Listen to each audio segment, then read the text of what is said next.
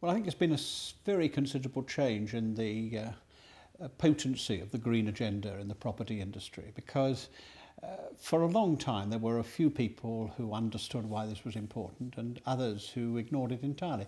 But I think increasingly it's being seen as a central part of the challenge to the property industry. I mean, we're at a very difficult time, and everyone is finding things extremely tight. But they are understanding that they're going to have to meet wholly different standards and a very much tougher agenda, simply because, of course, property is responsible for perhaps the largest proportion of our emissions, and therefore climate change is forcing that on us.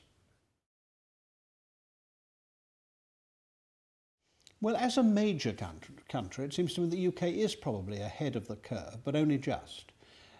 A number of smaller countries have got there first in particular areas, not least, of course, in insulation that you find in the Scandinavian countries.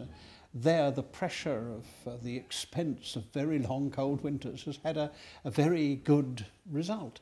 We're beginning to learn that pretty quickly because of the increase in the price of oil. And the two things have come together.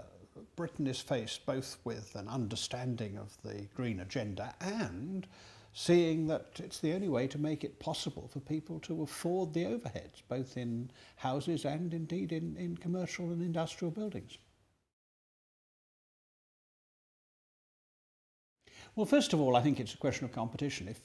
If you want to build buildings that people are going to buy or rent, then you've got to provide them with the lowest occupation costs they can. And if you don't have very highly efficient buildings in terms of the energy they use and the water they use, then those who do produce those buildings will win in the competition battle. And that's particularly true, of course, in housing, where individuals are buying the property in which they are going to live and whose overheads they're going to meet. Much more difficult in the complex business of building a commercial office block, where it may be financed by one organisation, it may be built by another, and it'll be rented by somebody else. It's much more difficult to get those levers in the right place. But increasingly, occupation costs are counting very considerably. So there is a straightforward competition reason. Secondly, there's a regulatory reason for meeting this agenda. We're going to have to. Governments aren't going to let us get away with it. Not only in the European Union as a whole, because thank goodness we're part of that union, because without that we wouldn't be doing as well as we're doing, but also the government itself and the opposition are all committed to raising our standards very considerably.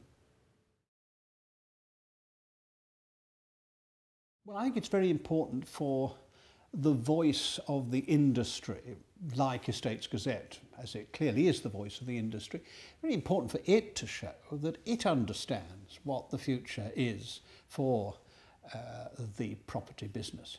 And it needs to be able to say, as it does, that the green agenda is here to stay, that it's a crucial part of anybody's planning for the future. And by having these awards, it's able to point to the best practice, the best businesses, and encourage others.